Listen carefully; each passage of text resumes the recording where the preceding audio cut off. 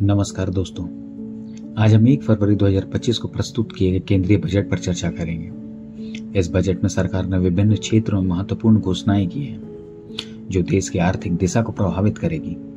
आइए बजट के प्रमुख बिंदुओं और उसके सकारात्मक और नकारात्मक पहलुओं पर विस्तार से चर्चा करें।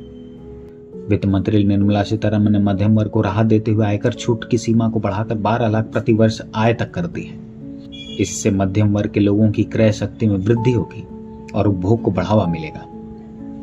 कृषि क्षेत्र में सुधार। प्रधानमंत्री धन धान्य कृषि योजना के तहत 100 जिलों में कम पैदावार वाली फसलों की उत्पादकता को बढ़ाने के लिए विशेष कार्यक्रम शुरू किए जाएंगे, जिससे 1.7 करोड़ किसानों को फायदा होगा। स्वास्थ्य क्षेत्र में निवेश।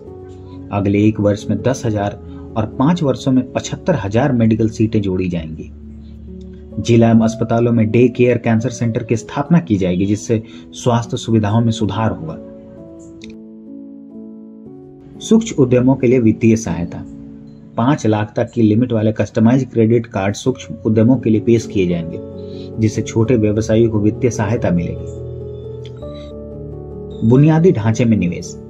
बजट में रेलवे, राजमार्ग, रक्षा और ग्रामीण विकास के लिए महत्वपूर्ण धनराशि आवंटित की गई है, जिससे दीर्घकालीन आर्थिक स्थिरता और रोजगार सृजन को बढ़ावा मिलेगा।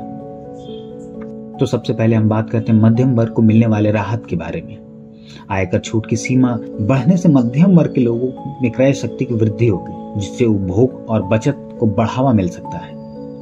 कृषि क्षेत्र में सुधार की वजह से किसानों की आय में वृद्धि होने की संभावना है और कृषि उत्पादकता में सुधार होने की संभावना है। मेडिकल सीटों की संख्या बढ़ने और नए कैंसर सेंटर की स्थापना से स्वास्थ्य सेवाओं की पहुंच और गुणवत्ता में सुधार होगा। क्रेडिट कार्ड के माध्यम से सूक्ष्म उद्यमों को वित्तीय सहायता मिलने से छोटे व्यवसायियों को बढ़ावा मिलेगा, ताकि वो अपने व्यवसायों को बढ़ा सकें। अब हम बात करते हैं नकारात्मक पहलुओं की। पूंजीगत व्यय में कमी।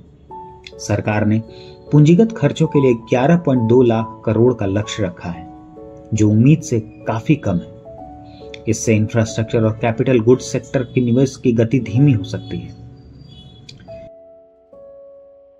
उच्च आयकर छूट की सीमा के कारण टैक्स सेविंग बीमा उत्पादों की मांग में कमी आ सकती है, जिससे बीमा कंपनियों के व्यवसाय पर नकारात्मक प्रभाव पड़ सकता है। राजकोषीय घाटे को जीडीपी के 4.4% तक कम करने का लक्ष्य रखा गया है। हालांकि यह लक्ष्य महत्वाकांक्षी है और इसे प्राप्त करना चुनौतीपूर्ण हो सकता है। कुल मिलाकर 2025-26 में मध्यम वर्ग, कृषि, स्वास्थ्य और सूक्ष्म उद्यमों के लिए सकारात्मक कदम उठाए गए हैं। हालांकि पूंजीगत व्यय में कमी और बीमा क्षेत्र में संभावित नकारात्मकता प्रभाव जैसे मुद्दों पर ध्यान देने की आवश्यकता है। आने वाले समय में नीतियों के प्रभाव को देखना महत्वपूर्ण होगा। धन्यवाद।